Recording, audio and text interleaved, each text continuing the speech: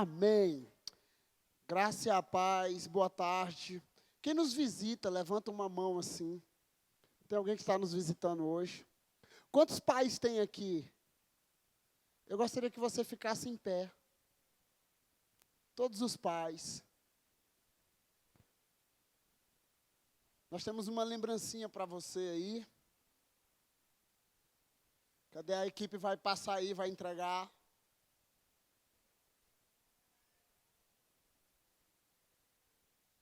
Nosso pastor está em viagem.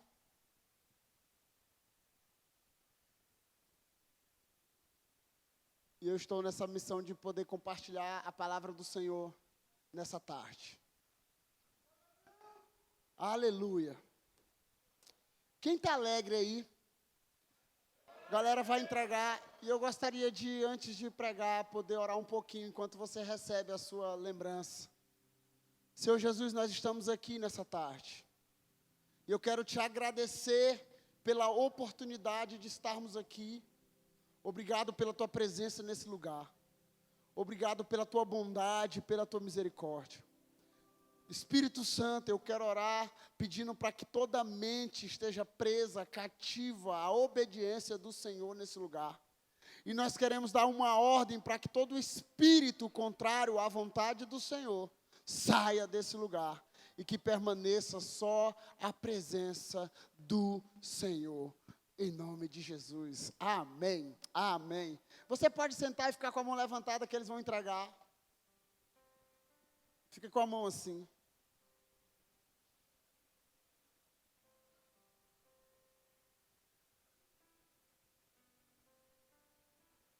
Que o Senhor abençoe a todos os pais nesse dia. Essa é uma lembrança da Igreja Nova Aliança Ágape para celebrar o seu dia, o nosso dia, amém? Eu também sou pai. Eu queria compartilhar uma palavra hoje que Deus colocou em meu coração e recebi essa missão de poder compartilhar hoje. Se você for anotar, e eu sei que você vai anotar para você aplicar essa na tua célula. O tema dessa mensagem é o que Deus procura. Por muitos anos, nós pregando, ou qualquer outra pessoa pregando, quando nós íamos falar sobre o plano de salvação, ou da queda do homem no Éden, nós sempre usamos uma frase que ela mexe algumas vezes com a gente, né? Que quando o homem pecou, a aliança do homem foi quebrada com Deus. E a partir daquele momento, Deus começou a ir atrás do homem. Então dá uma ideia de que Deus está desesperadamente procurando o homem. E eu queria desmistificar isso, começando nessa tarde. Deus não é carente, Deus é autossuficiente, Deus é completo em si mesmo, amém? Mas eu queria usar esse texto, o que Deus procura. E eu queria usar 3 princípios, aprendendo com o nosso pastor, que gosta de ser didático no domingo. Eu queria falar sobre 3 princípios para caminharmos como igreja Nova Aliança Ágape nessa tarde. E o primeiro princípio que eu quero compartilhar nessa tarde é fé na terra. Diga para a pessoa que está do teu lado, fé na terra. A palavra do Senhor diz assim, em Lucas 18, no versículo 8.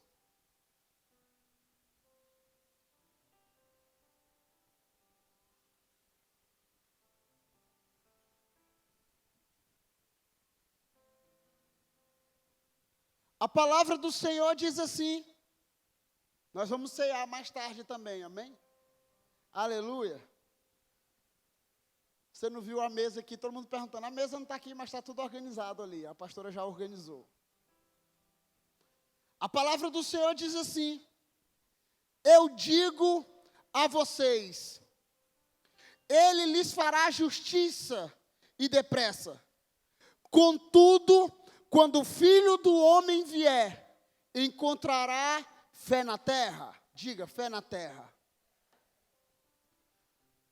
O primeiro princípio que eu quero caminhar nessa tarde com você é sobre algo que Deus colocou em meu coração quando eu estava preparando essa mensagem, que é uma das coisas que o diabo, e tem muita gente que, não pastor, não fala no diabo não. O diabo, como diz o nosso pastor Raimundo Nonato, o bicho escroto, e vários outros nomes. Qual é o maior desejo do diabo nessa época? É fazer com que a fé em Deus em nossos corações se apague. Que a fé em Deus, em nossos corações, se apague. E a Bíblia diz, e eu vou ler vários textos para vocês sobre fé, mas a palavra diz que sem fé é impossível agradar a Deus. E todos aqueles que se aproximam de Deus precisam crer que Ele existe e que Ele é galardoador daqueles que o buscam. Nós somos uma igreja que trabalhamos por fé, sim ou não? Todo culto do domingo temos esse momento da oração de cura.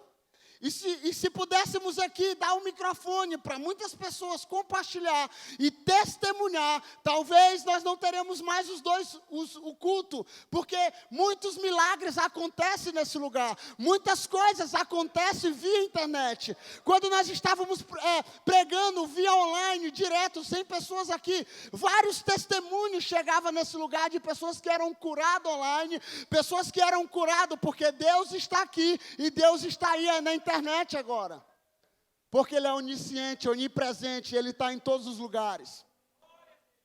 Mas sabe qual é o maior desejo do diabo? É fazer com que a nossa fé em Deus se apague. E a outra, a fé nos homens também. A fé das pessoas, a fé na igreja, a fé naquilo que Deus pode realizar através da igreja. E sabe o que eu já vi de alguns crentes mais antigos? Eu não vou dizer velhos. É quando nós trabalhamos com centros de recuperação, a igreja, com pessoas, com creche, com muitas coisas. E sabe qual é a maior tristeza? É quando eu escuto de alguém dizendo, esse daí não tem mais jeito. Você já ouviu isso? Você já ouviu isso? Esse daí não tem mais jeito. Mas Deus deu jeito em nós. Imagine naqueles irmãos mais difíceis um pouco. Então nós precisamos crer que Deus quer levantar uma igreja com fé. E quando o Filho do Homem vier, que Ele encontre fé nessa tarde na igreja Nova Aliança, Ágape. No meu e no seu coração. A palavra do Senhor diz, em Efésios 2, versículo 8.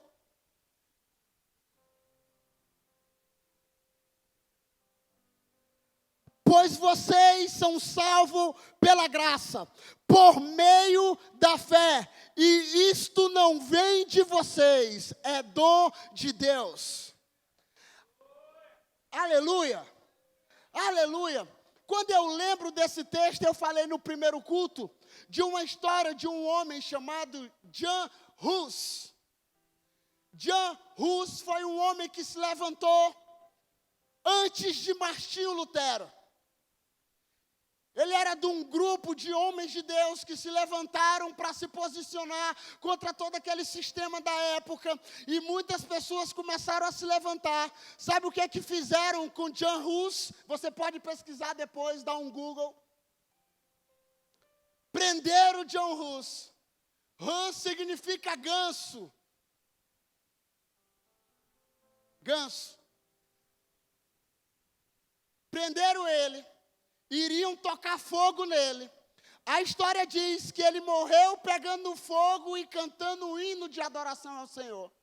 E antes de morrer, ele disse uma célebre frase que quase toda a igreja conhece: vocês podem tentar assar, matar um ganso, mas daqui 100 anos, Deus vai levantar um cisne que ninguém poderá assar e ninguém poderá calar. 100 anos depois, Deus levanta um homem chamado Martinho Lutero. Martinho Lutero se levanta e, através de Martinho Lutero, ele começa a escrever 95 teses. E uma das que é principal da igreja, nós celebramos isso, que é o ano da reforma, é que somente pela graça, somente pela fé, somente pelas escrituras, nós somos salvos pela graça, mediante a fé no Filho de Deus. Isso não é dos homens para que ninguém se glorie, é dom de Deus para que todos recebam. Então, sem fé, Hebreus 11, todo o texto de Hebreus 11, do início ao fim, ele fala de fé. Que a fé é a certeza das coisas que não se vê e prova daquilo que não se espera. Foi pela fé que Abraão ofereceu Isaac em sacrifício a Deus. Foi pela fé que Ana orou por Samuel. Foi pela fé, foi pela fé, foi pela fé. Tudo é pela fé. E a história diz que do início ao fim, na vida do crente, tudo é pela fé. Hebreus 11, 6, sem fé é impossível agradar a Deus, pois quem dele se aproxima precisa crer que ele existe e que recompensa aqueles que o buscam. 2 Coríntios 5, versículo 7.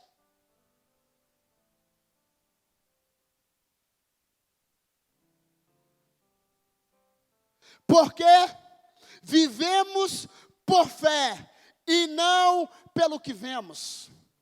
Muitas vezes nós queremos ver, queremos olhar, queremos tocar, queremos apalpar, sabe, como Tomé, sabe, é você mesmo, Jesus, é você mesmo, eu só creio se eu ver as marcas dos pregos. Irmãos, eu falei no primeiro culto, eu li um livro, o pastor Nonato disse que teve a oportunidade de conversar com esse homem.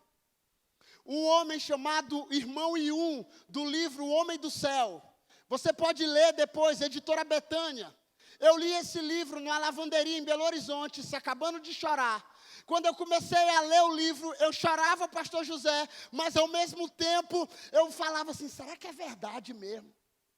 O cara foi preso, o cara apanhou, o cara levava choque, passava dias de jejum, sabe, levando choque, sabe, nas unhas. E eu falei assim, meu Deus, será que é verdade? Eu fui acometido de incredulidade lendo o livro, mas ao mesmo tempo, Deus começou a encher meu coração de fé, sabe por quê? Porque nosso Deus é poderoso para fazer infinitamente mais de tudo aquilo que pedimos, pensamos ou imaginamos, segundo o seu poder que atua em nós.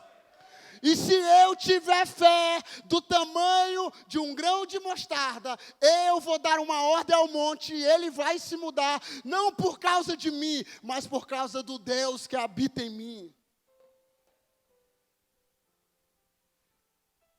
Romanos 10, versículo 17.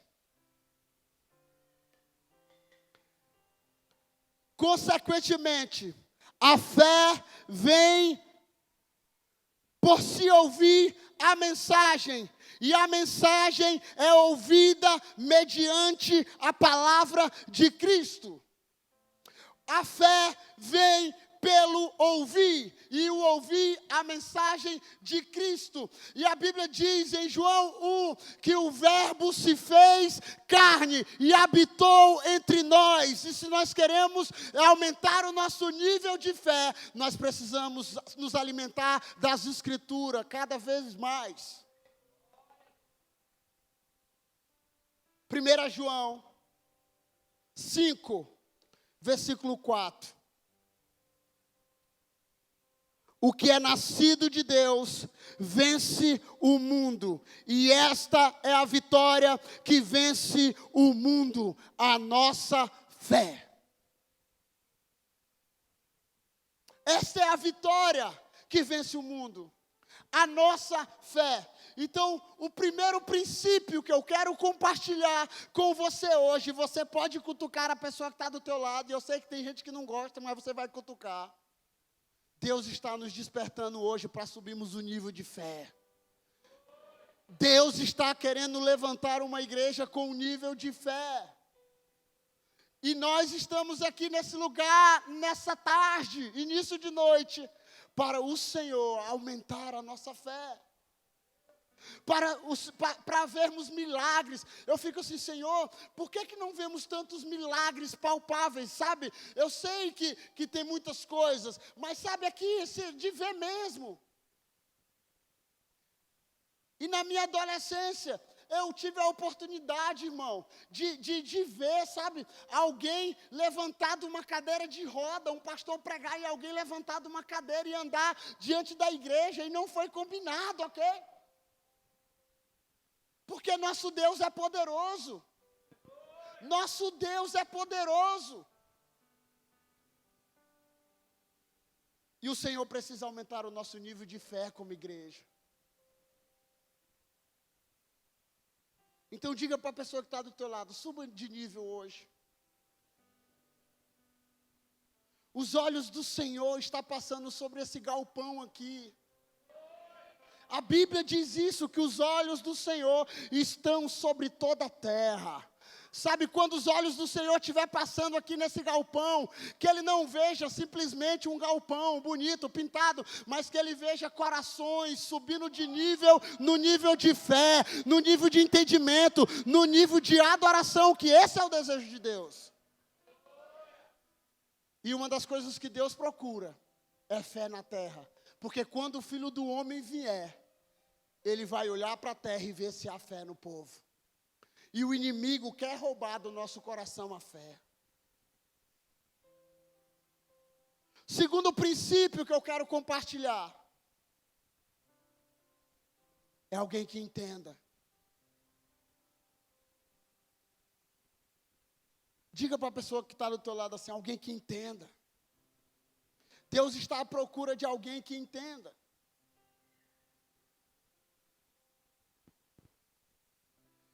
2 Coríntios 4, versículo 4.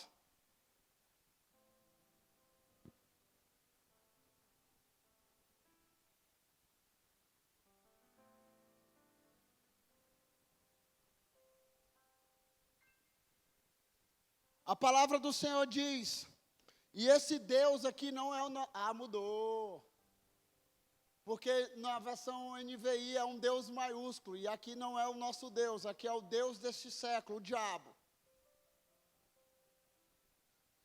A Bíblia diz assim, 2 Coríntios 4, versículo 4. O Deus desta era cegou o entendimento dos descrentes, para que não vejam a luz do Evangelho, da glória de Cristo, que é a imagem de Deus.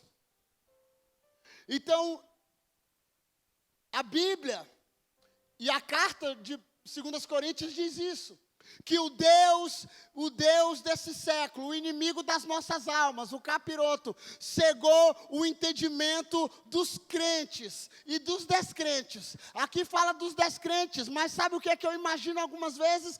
Que ele se atualizou tanto que ele começou a cegar o entendimento dos crentes. Porque eu estava acompanhando a última mensagem do pastor Raimundo Nonato. Quem estava aqui na igreja? O pastor Nonato pregou sobre arrependimento, sobre mudança de vida, sobre caráter. Ele fez assim, uma palavra poderosa, simples, sabe? Uma palavra de fácil entendimento. E eu falei assim, meu Deus, será que a igreja está entendendo? Será que a igreja está entendendo? Tem vários pastores passam aqui, sabe? Compartilham uma mensagem profunda. Um dia, eu tenho uma visão completa aqui. Os pastores que pregam, alguém que sabe aqui, tem a visão completa. Sabe quem é que sai na hora que eu começo a pregar, ou que outro pastor, porque o pastor Nato não está aqui. A gente sabe, irmão. A gente sabe, eu vou embora. A gente sabe. E um dia eu preguei uma mensagem, pastora Adriana, Passei o dia estudando, a semana estudando, lendo, escrevendo e tal, orando. Preguei a mensagem aqui, poderosa. E chegou um rapaz para mim e disse assim: uau, pastor, que palavra! E eu vi ele conversando o culto todo. Aí eu falei assim: que palavra? Sim, pastor, que palavra?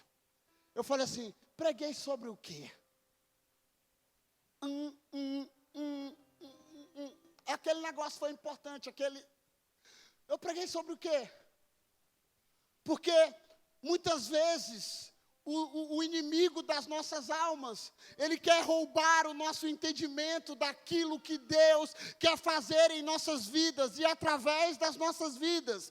E você que vem ao culto aqui, você que vem ao domingo, você que vem ao culto de jovens, você que vem uma vigília, Deus quer colocar o seu entendimento na maneira correta para entender aquilo que é o desejo de Deus para a sua vida. A Bíblia diz, sabe aqui, que o Deus desse século cegou o entendimento. E sabe, tem muita gente na igreja que está aqui domingo, e ele não entende a mensagem. Parece que é igual aquela ditada: eu vou desenhar para ver se você consegue enxergar. E Deus falando, Deus usando os profetas, Deus usando os intercessores, Deus usando, e muitas vezes parece que não entendemos, porque a nossa mente está cauterizada. Quase todos os cultos, começamos o culto aqui repreendendo o inimigo, sim ou não? E provavelmente a maioria dos pastores oram para que o teu entendimento esteja preso, cativo à obediência do Senhor nesse lugar, para que você entenda. E a palavra do Senhor diz assim, em Salmos 14, versículo 2.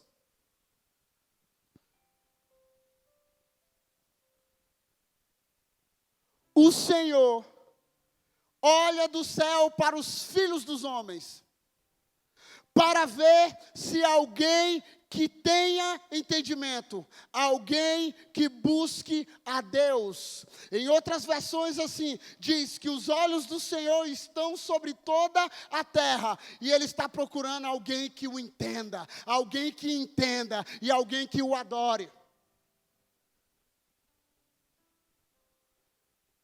E o apóstolo Paulo, falando a carta aos Romanos, ele começa a falar esse mesmo Salmos. Romanos 3, de 9 a 11. Está falando de que ninguém é justo, que nós somos justificados pelo sangue de Cristo. E ele está escrevendo e dizendo e ensinando. E ele diz isso. Que concluiremos então? Estamos em posição de vantagem? Não. Já demonstramos que tanto judeus quanto gentios estão debaixo do pecado. Como está escrito, não há nenhum justo, nenhum sequer. Não há ninguém que entenda, ninguém que busque a Deus. E os olhos do Senhor estão aqui. Quem crê que os olhos do Senhor estão aqui, irmãos? Quem crê que Jesus está aqui? Quem crê que o Espírito Santo está nesse lugar? Deus quer que você entenda. Deus quer que você entenda e que você busque a Ele, que você entenda a mensagem de salvação, que você entenda o sacrifício de Cristo, que você entenda o modelo ou o que é ser igreja. Deus quer que você entenda, Deus quer que eu entenda, Deus quer que eu entenda. Sabe por quê? Porque o que importa é vir aqui, ir à célula e não entender. Eu vou em alguns lugares pregar e eu vejo alguns dos jovens dizendo: eu estou entendendo. Eu falei: tá não. Um dia eu conversei com um pastor conhecido da nação. Ele já pregou aqui. E eu falei: cara, um dia tu pregou na igreja Nova Aliança. Que mensagem! Que mensagem!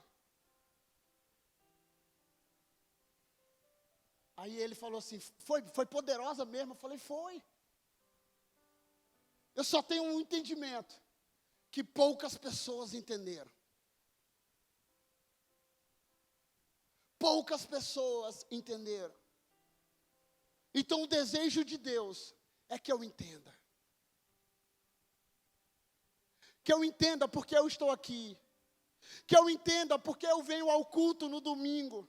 Que eu entenda porque eu vim adorar o Senhor. Que eu entenda porque é que nós vamos ceiar mais tarde. Que eu entenda porque eu vou ao encontro com Deus. Que eu entenda porque eu vou fazer um info. Para que eu entenda, esse é o desejo de Deus em meu coração e o seu coração. Quando os olhos de Deus estiver passando aqui, que Ele possa olhar para mim e dizer, o Joane está entendendo e Ele está dando uma resposta. Que Ele está dando uma resposta, Ele tá dando uma resposta. A Bíblia diz em Provérbios, que o princípio da sabedoria é o conhecimento do Senhor e o entendimento. Então coloque a mão no seu coração assim, ó, se você pode. Jesus, eu quero entender. Eu quero entender. E eu quero entender o que o Senhor está falando, e eu quero dar uma resposta. Eu quero dar uma resposta. Provérbios 15, versículo 3. Os olhos do Senhor estão por toda parte, observando atentamente os maus, os bons, aqueles que não entendem e aqueles que entendem. E eu não sei, eu posso estar aqui errado, mas sabe qual é o sentimento? É que muitas vezes aqui vem pastor Nonato, ou eu, ou pastor José, ou qualquer outro pastor, pastor Hantos, vem, prega uma mensagem, e muitas vezes parece que nós não entendemos. E sabe o que eu gosto? Quase todos, graças a Deus, na Nova Aliança é assim. Quase todas as igrejas que a gente vai, tem alguém anotando a mensagem, né? Para quê? Para aplicar na célula. Se você não está em uma célula, procure uma célula. Procure. E um dia o pastor Nonato deitado, nesses dias doentes, ele chama um discípulo meu para fazer uma célula na casa dele. Aí ele disse assim, meu filho, não diga nada para ele, só manda a célula vir. E ele fez a célula, bonita, levou o lanche, padrão. O pastor Nato mandou ele embora, pode ir meu filho, foi benção, tal. Ele foi. Ele falou, e aí pastor, será que o pastor Nonato observou a célula? Eu falei, com certeza, ele fez isso só para isso. Aí ele disse assim para mim, meu filho, da onde é que o povo tirou que a célula é para pregar a mesma mensagem do domingo? Aí eu falei, eita.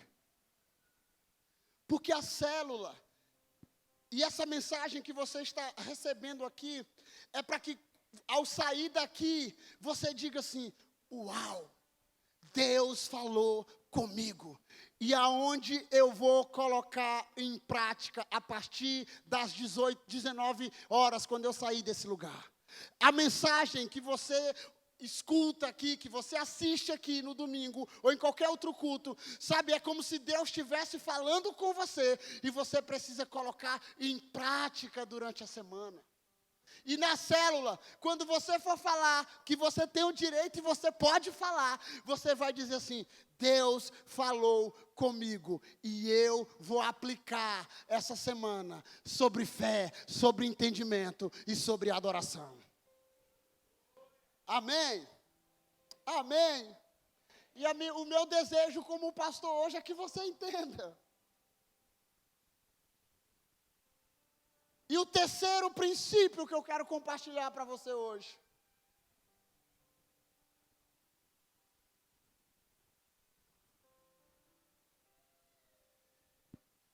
É sobre ter uma vida de adoração.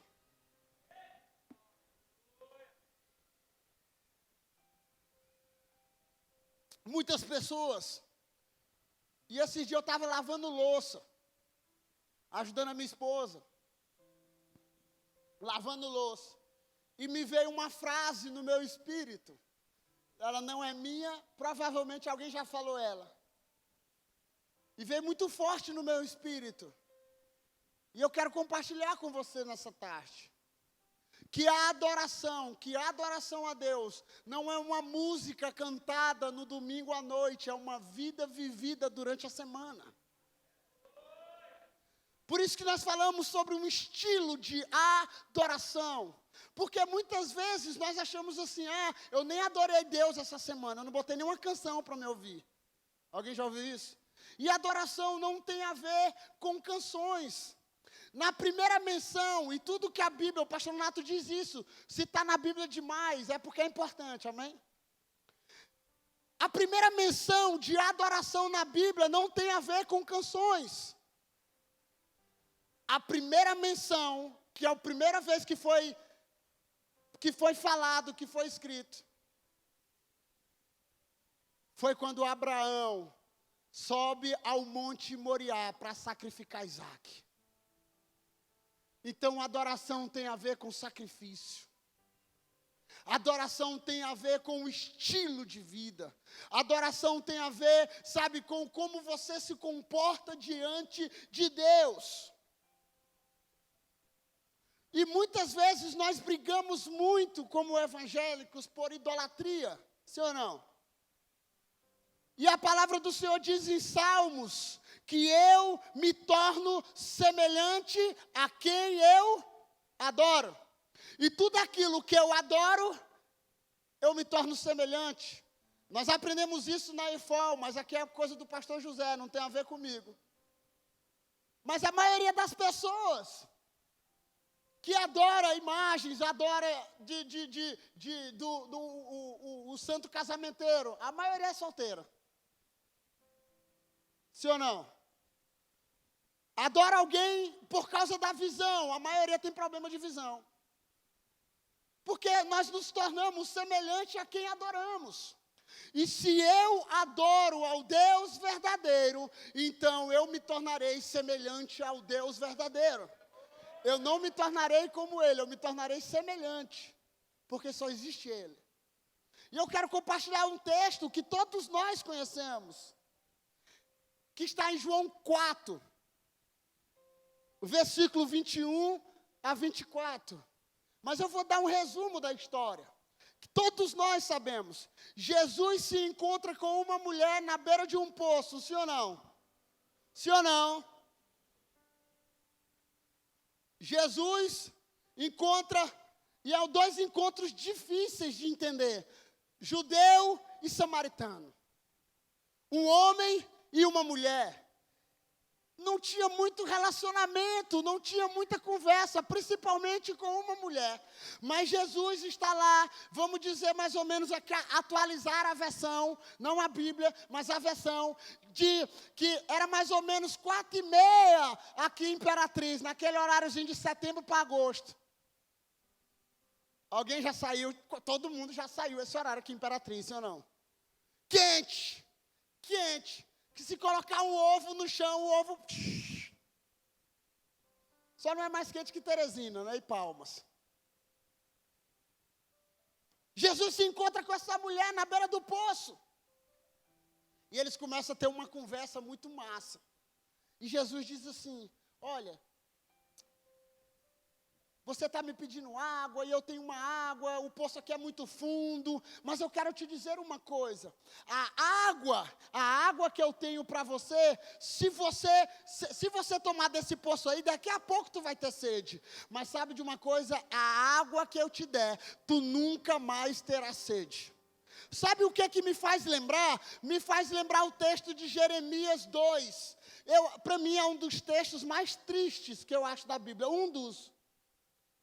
Quando Deus começa a dizer que o povo o abandonou.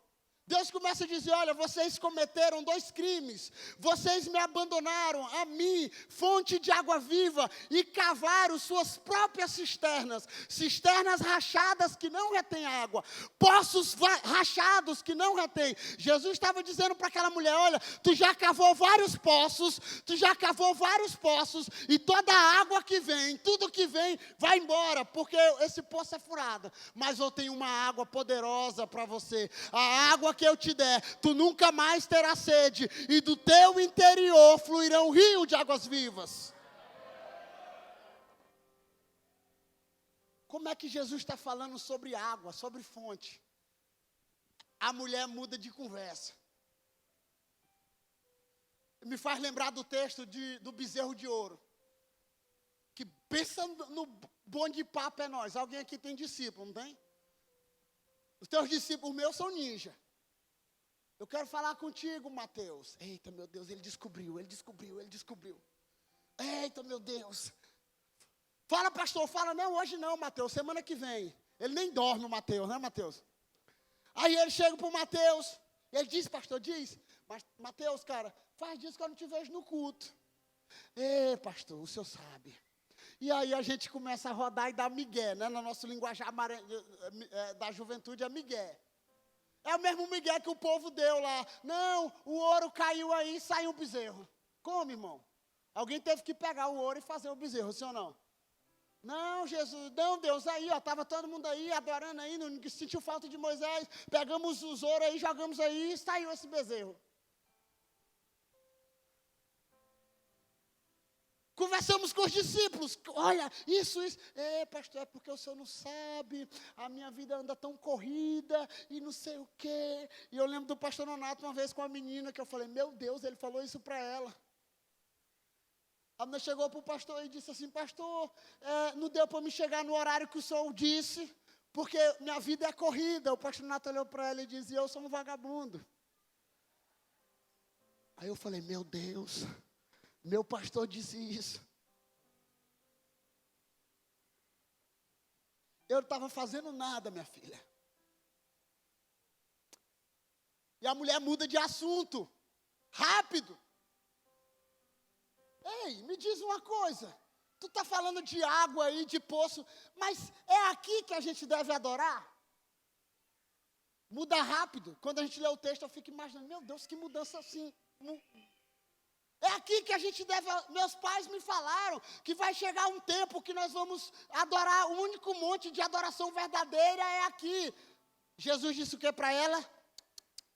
Nem aqui e nem lá. Chegará o tempo que os verdadeiros adoradores adorarão o Pai em espírito e em verdade. Porque é esse que o Pai procura. É este que o Pai procura. E o que é que o Pai procura? O Pai procura fé na terra. O Pai procura entendimento. E o Pai procura verdadeiros adoradores. E se existe o verdadeiro, existem os falsos.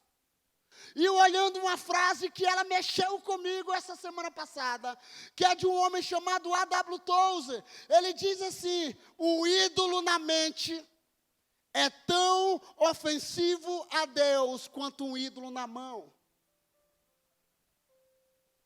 O ídolo na nossa mente é tão ofensivo a Deus quanto um ídolo no nosso coração.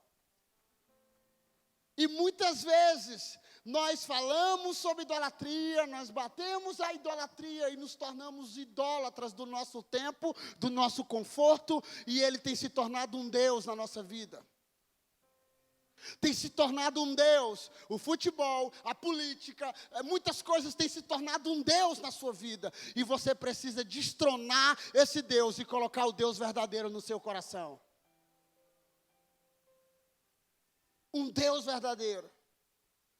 E ele diz assim, Jesus declarou, creia em mim, mulher. Está próxima a hora em que você não adorarão o Pai, nem neste monte, e nem em Jerusalém.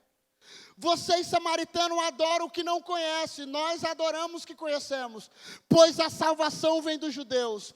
No entanto, está chegando a hora, e de fato já chegou, e que os verdadeiros adoradores adorarão o Pai em espírito e em verdade. São estes os adoradores que o Pai procura. Deus é espírito, e é necessário que os seus adoradores o adorem em espírito e em verdade. Em espírito e em verdade. Então Deus deseja levantar em nós verdadeiros adoradores. Que Ele é o nosso Senhor, que Ele é o nosso Salvador, que só prestamos culto a Ele, que só adoramos a Ele, que a nossa vida seja consagrada a Ele. Sabe que é um dos primeiros mandamentos. adorará o Senhor teu Deus de todo o seu coração, de todo do seu entendimento e de toda a sua alma. Esse é o desejo de Deus, de nos tornarmos uma igreja de adoradores. Irmãos, que coisa linda, a igreja adorando hoje aqui, na hora que o pastor Márcio começou. Não tem instrumento no mundo, não só contra os instrumentos, mas sabe, quando uma igreja entende o seu papel na adoração, tudo muda, tudo muda. Davi disse, alegrei-me quando me disseram, vamos à casa do Senhor, em alegria. Então pega a pessoa que está do teu lado e cutuca ele assim. Deus quer levantar em nós uma verdadeira adoração.